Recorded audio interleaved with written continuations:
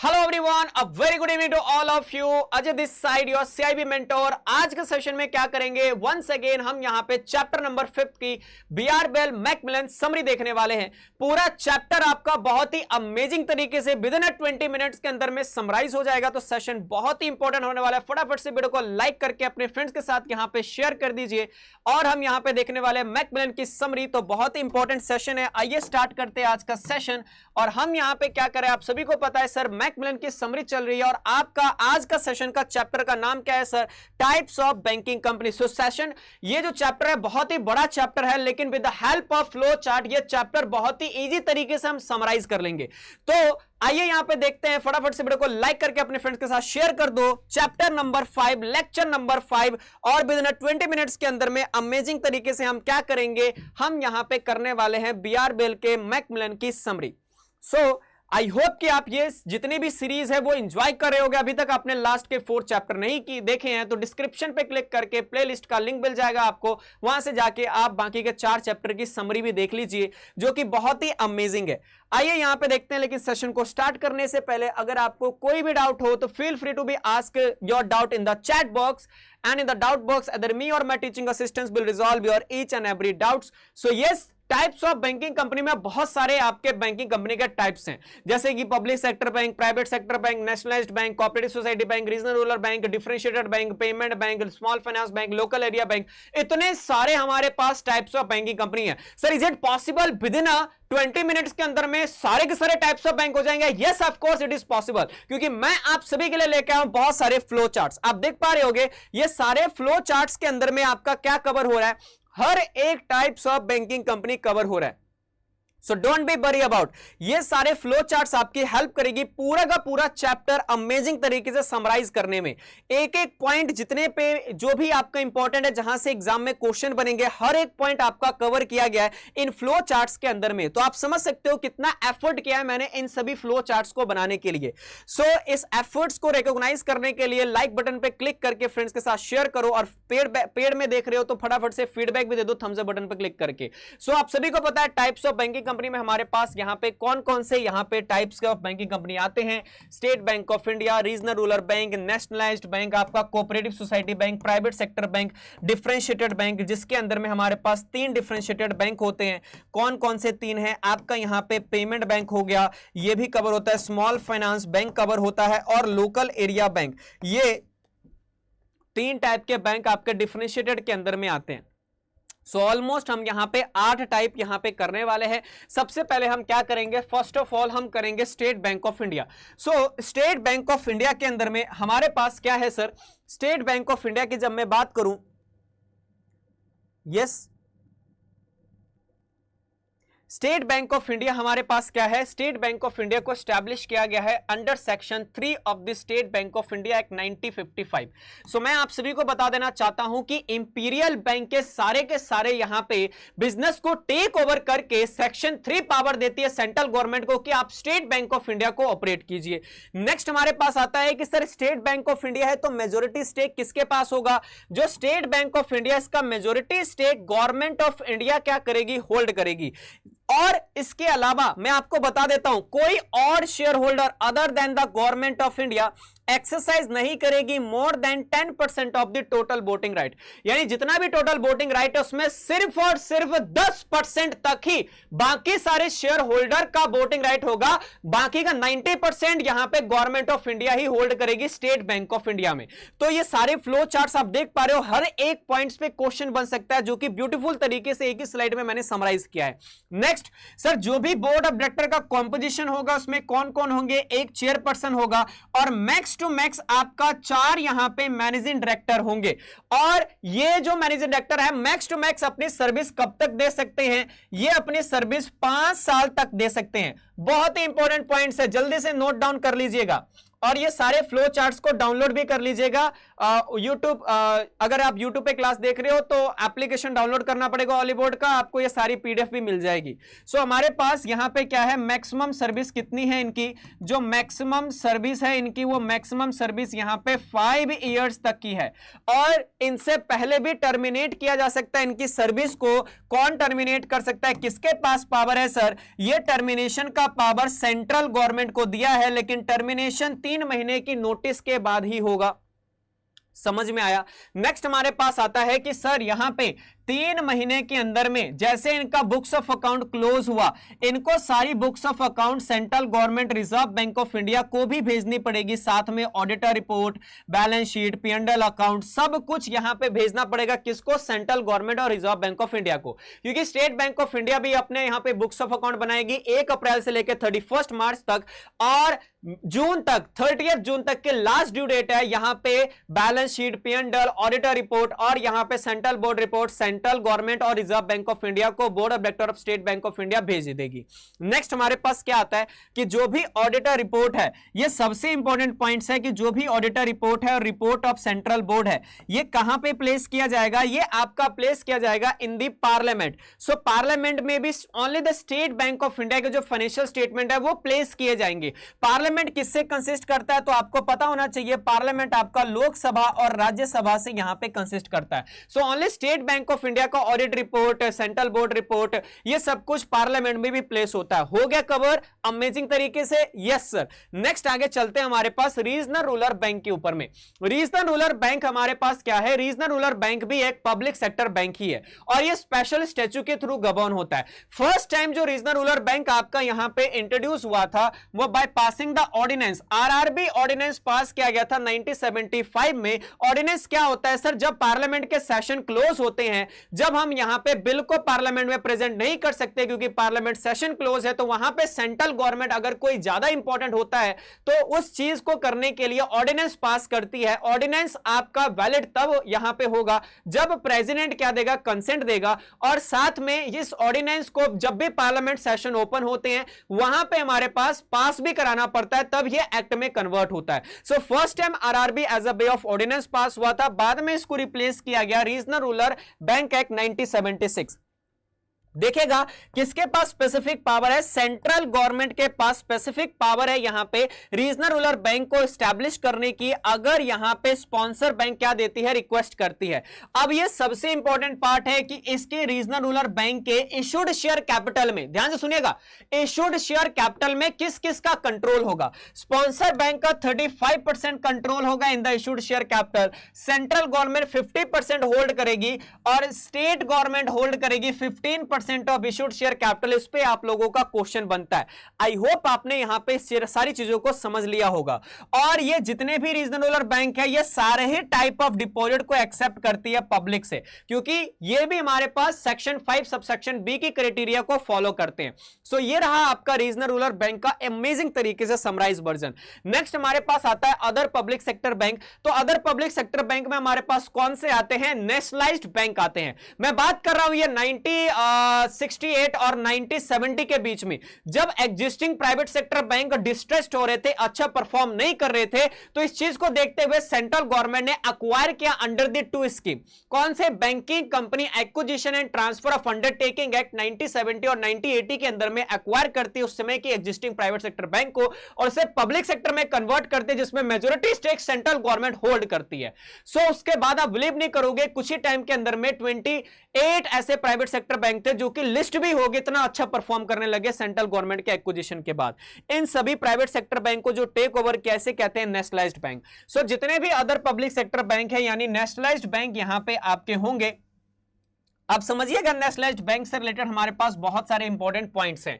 जैसे हमारे पास nationalised bank के अंदर में जो प्राइवेट सेक्टर बैंक को टेक ओवर किया था, वो किस एक्ट के अंदर में किया गया था, वो है आपका act banking company acquisition and transfer of undertaking act 1970 और आपका अमेंडमेंट एक्ट 1980, जिसे हम यहां पे नेशनलाइजेशन एक्ट भी हम कहते हैं। क्या कहते हैं, नेशनलाइजेशन एक्ट भी कहते हैं। अब जो भी सेंट्रल गवर्नमेंट है, सेंट्रल गवर्नमेंट के पास क्या थी, मेजोरिटी स्टेक यहां पे थी। कितना स्टेक स्टेक था सर सेंट्रल गवर्नमेंट के पास, जो सेंट्रल गवर्नमेंट के पास स्टेक था वो सेंट्रल गवर्नमेंट के पास 51% का स्टेक है नेशनलाइज्ड बैंक में। और सबसे इंपॉर्टेंट पॉइंट हमारे पास आता है, no share holder other than government of India को छोड़ के, यानी 99% जो वोटिंग पावर होगा सेंट्रल गवर्नमेंट खुद होल्ड करेगी, ओनली 1% बाकी सारे शेयर होल्डर का क्या होगा, यहां पे वोटिंग पावर होगा। तो समझिएगा, कहता है no share holder other than the central government can exercise the voting power in excess of 1% of the total voting rights। यानी जितना भी टोटल वोटिंग पावर है उसमें सिर्फ और सिर्फ 1% ही बाकी शेयर होल्डर के पास है, 99% सेंट्रल गवर्नमेंट अपने पास रखेगी। नेक्स्ट हमारे पास आता है कॉम्पोजिशन। तो ये नेशनलाइजेशन बैंक के कॉम्पोजिशन किस तरीके से हमारे पास है, तो इनके बोर्ड ऑफ डायरेक्टर की कॉम्पोजिशन क्या होगी, इस पे एग्जामिनेशन में क्वेश्चन बनते हैं। आइए इस फ्लो चार्ट्स के अंदर में सब कुछ यहां पे हम देख लेते हैं। सबसे पहले हमारे पास क्या होगा, यहां पे जो भी चेयरमैन है, एक चेयरमैन होगा और आपका एक क्या होगा, मैनेजिंग डायरेक्टर होगा, समझिएगा। फिर हमारे पास होल टाइम डायरेक्टर भी इसके कॉम्पोजिशन में होगा।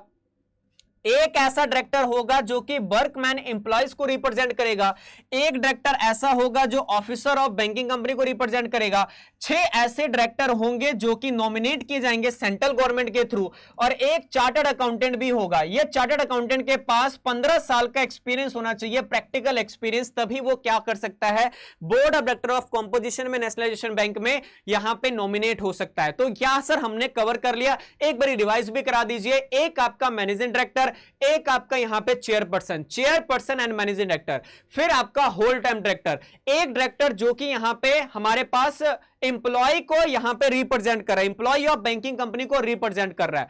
फिर उसके बाद हमारे पास 6 ऐसे डायरेक्टर जो कि नॉमिनेट किए जाएंगे सेंट्रल गवर्नमेंट के द्वारा, और आपके एक डायरेक्टर जो कि ऑफिसर ऑफ बैंक को रिप्रेजेंट कर रही है, एक चार्टर्ड अकाउंटेंट जिसके पास 15 साल का एक्सपीरियंस है। सर एक बार और, एक आपका चेयरपर्सन, एक मैनेजिंग डायरेक्टर, एक आपका होल टाइम डायरेक्टर और एक डायरेक्टर जो कि रिप्रेजेंट कर रहा है कौन, employ of a banking company, एक आपका रिप्रेजेंट करेगा officer of a banking company. 4 ऐसे डायरेक्टर जो कि रिप्रेजेंट किए जाएंगे, नॉमिनेट किए जाएंगे सेंट्रल गवर्नमेंट के थ्रू, और एक आपका चार्टर्ड अकाउंटेंट जिसके पास 15 साल का एक्सपीरियंस है। क्या हो गया याद? Yes of course. नेक्स्ट आगे चले, नेक्स्ट हमारे पास आता है कोऑपरेटिव सोसाइटी बैंक। अब समझिएगा कोऑपरेटिव सोसाइटी बैंक्स भी बहुत ही इंपॉर्टेंट है आपका। कोऑपरेटिव सोसाइटी बैंक आपके 2 एक्ट के अंदर में गवर्न होते हैं, एक होता है सेंट्रल एक्ट और एक होता है आपका स्टेट एक्ट। सेंट्रल एक्ट के अंदर में कब गवर्न होगी, देखो जब कोई cooperative society bank more than 1 state में ऑपरेट हो रही है तो उसे सेंट्रल एक्ट के अंदर में क्या लेना पड़ता है, रजिस्ट्रेशन। सेंट्रल एक्ट आपका कौन सा है, सेंट्रल एक्ट आपका एक ही एक्ट है जिसका नाम मैं यहां पर लिख देता हूं, जो कि आपका यहां पे कौन सा एक्ट होगा, जो कि हमारे पास है मल्टी कोऑपरेटिव सोसाइटी एक्ट 2002 हमारे पास है। और स्टेट वाला कौन सा है सर, स्टेट वाला हर एक स्टेट का डिफरेंट होगा, मैं पहले बता देना चाहता हूं। हमारे पास क्या कहता है, अगर कोई कोऑपरेटिव सोसाइटी सिर्फ और सिर्फ एक ही स्टेट में ऑपरेट कर रही है तो स्टेट लॉ लगेगा, लेकिन अगर कोई कोऑपरेटिव सोसाइटी एक से ज्यादा स्टेट पे ऑपरेट कर रही है तो सेंट्रल एक्ट यहां पे अप्लाई होगा। अब सर क्या इनकी minimum paid up share capital कितनी है, तो आपको पता है सेक्शन 11 में minimum paid up share capital लिखा था, लेकिन वो सभी बैंकिंग कंपनी के लिए था, schedule commercial, non schedule commercial. लेकिन कोऑपरेटिव सोसाइटी के लिए हमारे पास कितना है, जितना भी यहां पे minimum paid up share capital होगा वो 1 लाख रुपए से यहां पे कम नहीं होगा अंडर सेक्शन 11। सबसे इंपॉर्टेंट पॉइंट जिस पे एग्जाम में क्वेश्चन बनते हैं। नेक्स्ट हमारे पास आता है लिक्विड एसेट्स। तो लिक्विड एसेट्स की बात करूं तो लिक्विड एसेट्स एक ऐसे एसेट्स होते हैं जो कि इजीली कन्वर्टेबल इनटू कैश होता है। सर कोऑपरेटिव सोसाइटी को कितना लिक्विड एसेट्स मेंटेन करना है, तो यहां पे आप सभी को दिख रहा होगा लिक्विड एसेट्स एटलीस्ट 25% होना चाहिए, और मैक्स टू मैक्स यहां पे जो आप मेंटेन करोगे 40%, यानी जितने भी एसेट्स है उसमें से 25% एसेट्स ऐसे हो जो कि इजीली कन्वर्टेबल इनटू कैश हो, और ऐसे liquid assets max to max आप 40% ही रख सकते हो in the total assets of a cooperative society bank. Next हमारे पास आता है private sector bank. Private sector bank sir कौन से बैंक होते हैं, जब मैं बात कर रहा हूं प्राइवेट सेक्टर बैंक, तो प्राइवेट सेक्टर बैंक ऐसे बैंक होते हैं जिसके शेयर प्राइवेटली होल्ड होते हैं। यानी अगर मैं भी यहां पे बैंक बनाना चाहता हूं और मैं प्राइवेट एंटिटी हूं, इंडिविजुअल हूं, तो मैं भी प्राइवेट सेक्टर बैंक बना सकता हूं, लेकिन वही कंडीशन होगी सेक्शन 22 में लाइसेंस लेना पड़ेगा और उसके बाद मुझे as a way of company operate होना पड़ेगा। तो प्राइवेट सेक्टर बैंक क्या है, प्राइवेट सेक्टर बैंक ऐसे बैंक है जिसके अंदर में मेजोरिटी स्टेक या तो कोई इंडिविजुअल या एंटिटी होल्ड करती कंपलसरी है, इनको कंपलसरी इनकॉर्पोरेट होना पड़ता है अंडर द कंपनीज एक्ट 1956 और 2013। जब मैं प्राइवेट सेक्टर बैंक की बात कर रहा हूं तो प्राइवेट सेक्टर बैंक को दो कैटेगरी में बांटा गया है।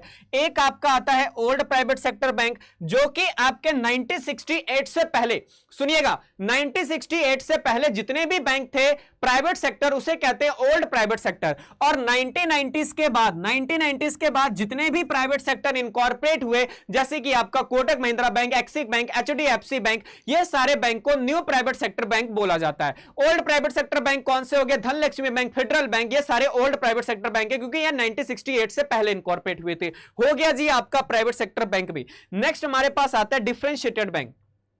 डिफरेंशिएटेड बैंक कौन सा है? डिफरेंशिएटेड बैंक फर्स्ट टाइम यहां पे इंट्रोड्यूस किया गया था अंडर दी 2007 में, जो कि यहां पे रिजर्व बैंक ऑफ इंडिया ने लाया था कि हमें डिफरेंशिएटेड एक अलग बैंक लेके आ रहे हैं जिनका एक निश सेगमेंट होगा। तो उस टाइम पे cooperative society bank, regional rural bank ने अपोज किया था। फिर डिटेल में 2007 के बाद हमारे पास यहां पे रिजर्व बैंक ऑफ इंडिया ने under the banking structure in India the way forward, reserve bank of India की पूरी डिटेल, डिफरेंशिएटेड बैंक की पूरी detail reserve bank of India ने इंट्रोड्यूस किया, जिसके अंदर में दो टाइप के मॉडल को इंट्रोड्यूस किया गया था। कौन से दो टाइप के मॉडल? एक आपका हॉरिजॉन्टल डिफरेंशिएटेड बैंक, जो कि ये सारे सर्विसेज को देता था, पेमेंट, डिपॉजिट, क्रेडिट, लेकिन जो इसका यहां पे मेन सेगमेंट था वो नीश था, यहां पे आपका रूरल एरिया, अर्बन एरिया को फोकस करना। लेकिन हमारे पास जो वर्टिकल डिफरेंशिएटेड बैंक था, ये वर्टिकल डिफरेंशिएटेड बैंक एक या एक से ज्यादा, दो हो सकता है मैक्स टू मैक्स, एक स्पेशलाइज्ड सर्विस में ही है, चाहे तो पेमेंट में, चाहे तो एक्सेप्टेंस और डिपॉजिट्स में। सो वर्टिकल डिफरेंशिएटेड बैंक किसी भी एक स्पेशलाइज्ड एरिया में ऑपरेट होती थी और इनको भी लाइसेंस लेने की रिक्वायरमेंट्स थी। अब डिफरेंशिएटेड बैंक के अंदर में अलग अलग डिफरेंशिएटेड बैंक हमारे पास आते हैं, जैसे कि हमारे पास आता है पेमेंट बैंक। पेमेंट बैंक आपका किसका टाइप है? ये वर्टिकल डिफरेंशिएटेड बैंक मॉडल का टाइप है।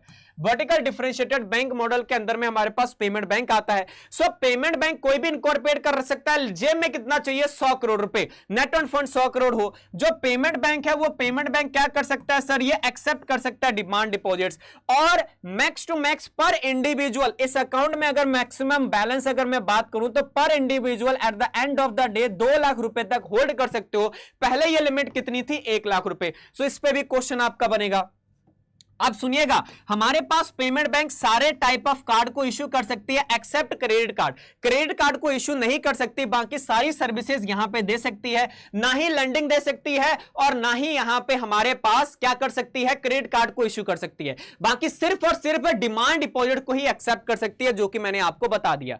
अब सुनिए, हमारे पास लेंडिंग एक्टिविटी में नहीं होगी और इनको यहां पे कुछ मेंटेन करना पड़ेगा, जैसे कि इनको एसएलआर मेंटेन करना पड़ेगा 75% ऑफ द डिपॉजिट्स। यानी इनको बोला गया है कि जितना भी नेट ऑन फंड है उसका 75% आप एसएलआर के बे में मेंटेन करो, और जिसकी मैच्योरिटी, और ऐसे गवर्नमेंट सिक्योरिटी में इन्वेस्ट करो जिसकी मैच्योरिटी 1 साल तक हो। और दूसरा पॉइंट है कि जो भी आपका 25% बैलेंस है ना, यह बैलेंस अपने ऑपरेशनल पर्पस के लिए यूज कर सकते हो, लेकिन इसको भी आपको शेड्यूल कमर्शियल बैंक के पास डिपॉजिट करना पड़ेगा। यानी अपार्ट फ्रॉम सीआरआर और एसएलआर, आपके जितने भी नेट ऑन फंड है उसका 75% गवर्नमेंट एलिजिबल बॉन्ड्स में आप इन्वेस्ट कर दो जिसकी मैच्योरिटी 1 साल तक हो। 25% शेड्यूल कमर्शियल बैंक के पास डिपॉजिट रखो अपने ऑपरेशनल पर्पस के लिए। तो ये 2 पॉइंट्स पे भी आपके क्वेश्चन बन सकते हैं। नेक्स्ट हमारे पास होता है जेब में कितना पैसा चाहिए सर? तो 100 करोड़ रुपए अगर आपके जेब में है तो आप पेमेंट बैंक इनकॉर्पोरेट कर सकते हो। प्रमोटर कंट्रीब्यूशन का मतलब क्या होता है कि जो इनकॉर्पोरेट करती है पेमेंट बैंक का, तो प्रमोटर कंट्रीब्यूशन कितना चाहिए? 40% का एटलीस्ट आपको पहले 5 साल के लिए लॉक इन पीरियड के लिए प्रमोटर कंट्रीब्यूशन होगा। मैक्स टू मैक्स जितना नेट ऑन फंड होगा उसमें प्रमोटर का 40% का कंट्रीब्यूशन होना चाहिए, जो कि अगले 5 साल के लिए लॉक इन होगा। और यहां पे लिवरेज रेशियो भी आपको रखना पड़ेगा, कितना? 3% का लिवरेज रेशियो। लिवरेज रेशियो आपका क्या होता है? लिवरेज रेशियो का मतलब होता है total outside liability, total outside liability divided by net worth कितना है आपको, उसे लिवरेज रेशियो कहते हैं। तो आपका एटलीस्ट 3% का लिवरेज रेशियो भी हमारे पास होना चाहिए। नेक्स्ट हमारे पास आता है small finance bank. Small finance bank यहां पे फाइनेंस और क्रेडिट अवेलेबिलिटी करवाने के लिए इनकॉर्पोरेट हुई थी रीजनल रूरल और आपके यहां पे अर्बन सोसाइटी एरियाज में। तो हमारे पास ये नवंबर 2014 में first time small finance bank as a private sector bank introduce किया गया था, जिसकी यहां पे हमारे पास इनकॉर्पोरेशन कोई भी कर सकता है, एक इंडिविजुअल, प्रोफेशनल प्रोफेशनल भी कर सकता है जिसके पास 10 ईयर का एटलीस्ट एक्सपीरियंस हो बैंकिंग सेक्टर में या फाइनेंस के सेक्टर में, तो वो भी यहां पे रेजिडेंट हमारे पास स्मॉल फाइनेंस बैंक, क्योंकि प्राइवेट सेक्टर बैंक है तो वो भी इनकॉर्पोरेट कर सकती है। आप सुनिएगा, आपके जेब में कितना पैसा चाहिए? पेड अप इक्विटी कैपिटल आपके जेब में 100 करोड़ हो तभी आप स्मॉल फाइनेंस बैंक इनकॉर्पोरेट कर सकते हो। और यहां पे भी जो भी पर्सन यहां पे प्रमोट कर रहा है उसके प्रमोटर कंट्रीब्यूशन कितना होना चाहिए? कम से कम 40% का होना चाहिए, जिसे 26% तक इसे रिड्यूस किया जा सकता है अगले 12 साल। यानी क्या कहता है कि 40% का प्रमोटर कंट्रीब्यूशन, जितना भी नेट फंड और पेड अप इक्विटी होगा उसका 40% आप प्रमोटर कंट्रीब्यूशन रखो, और ये भी लॉक इन रहेगा। लेकिन अगर 12 साल तक इसे अगर डाइल्यूट करना चाहते हो तो कर सकते हो, लेकिन 26% तक ही डाइल्यूट कर सकते हो। क्या कह रहा है हमारे पास? That brought down to up to 26%, लेकिन अगर 12 साल तक ये डाइल्यूट होना चाहिए, तो इस पे भी आपके क्वेश्चन बन सकते हैं। नेक्स्ट, अब स्मॉल फाइनेंस बैंक से कुछ और भी हमारे पास इंपॉर्टेंट पॉइंट्स निकल के आते हैं। आइए देख लेते हैं वो हमारे पास क्या है कि नेट ऑन वर्थ कितना होना चाहिए? 500 करोड़, और इनका यहां पे सीआरआर एआरआर 15% होना चाहिए। कोई भी बैंक यहां पे स्मॉल फाइनेंस बैंक सीआरआर और एसएलआर में डिफॉल्ट नहीं होना चाहिए, और आपका नेट एनपीए कितना होना चाहिए? 6% से एक्सीड ना हो, और पेमेंट बैंक कन्वर्जन करवा सकती है। अगर small finance bank payment bank convert कराना चाहती है एफबी में, स्मॉल फाइनेंस बैंक है, so payment bank can apply for conversion, लेकिन कम से कम 5 साल उसे as a payment bank operate करना पड़ेगा। सो पेमेंट बैंक अप्लाई कर सकती है स्मॉल फाइनेंस बैंक में कन्वर्जन के लिए, 5 साल ऑपरेट कर लो फिर आप अप्लाई कर सकते हो। और 6% का आपका नेट एनपीए होना चाहिए, नेट वर्थ 500 करोड़ होना चाहिए, और आपका सीआरआर एआर 15% से कम नहीं होना चाहिए, और सीआरआर एआरआर में डिफॉल्ट नहीं होना चाहिए। लास्ट हमारे पास आता है local area bank. Local area bank क्या कहता है? लोकल एरिया को क्रेडिट अवेलेबिलिटी करवाने के लिए आपका इंट्रोड्यूस किया गया था रूरल और सेमी अर्बन एरियाज में क्रेडिट अवेलेबिलिटी हो, इसके लिए लोकल एरिया बैंक आपका आया था। सर इसके लिए मिनिमम स्टार्टअप कैपिटल कितना चाहिए? 5 करोड़ का आपको स्टार्टअप कैपिटल यहां पे चाहिए, तो जिसमें प्रमोटर क्या करेगा? कंट्रीब्यूट करेगा। इसमें एनआरआई की कंट्रीब्यूशन भी रिक्वायर है, तो एनआरआई की कंट्रीब्यूशन यहां पे हमारे पास है, तो वो आपका 40% से ज्यादा एक्सीड नहीं होना चाहिए। नॉन रेसिडेंट इंडियन भी हमारे पास इसमें कंट्रीब्यूट कर सकते हैं लोकल एरिया के यहां पे कैपिटल में, लेकिन वो कम से कम 3 साल के लिए लॉक इन होंगे और 40% से ज्यादा यहां पे एक्सीड ना करे। लास्ट सबसे इंपॉर्टेंट पार्ट्स, अगर मैं वोटिंग राइट्स की बात करूं इंडिविजुअल शेयर होल्डर की, तो वो आपका 10% से ज्यादा, किसी भी एक इंडिविजुअल यहां पे शेयर होल्डर के पास 10% से ज्यादा वोटिंग पावर ना हो किसी भी लोकल एरिया बैंक में। तो ये आपका यहां पे लोकल एरिया बैंक का summarise version with the help of flow charts. तो हमने क्या कर लिया, फिर से 20 मिनट के अंदर में अपना इतना बड़ा chapter with the help of amazing flow charts हमने समराइज कर लिया। आई होप कि सेशन आपने एंजॉय किया होगा। अगर आपने सच में एंजॉय किया तो वीडियो को लाइक करके अपने फ्रेंड्स के साथ शेयर कर दीजिए। तो इसी तरीके से आपके लाइक्स हमें मोटिवेट करते हैं, तो please do like this video and please share with your friends and don't forget to click upon the thumbs up button if you are watching this lecture on your application, and please give your valuable rating because your rating is really matter for us, so don't forget to give your valuable rating. मिलते हैं अगले session में chapter number 6 की summary के साथ। Till then take care, thank you very much. कोई doubt हो तो जरूर बताइएगा, और सेशन कैसा लगा और ये समरी सेशन कैसा लग रहा है please do comment in your chat box. Till then take care, thank you very much guys, bye bye bye bye bye.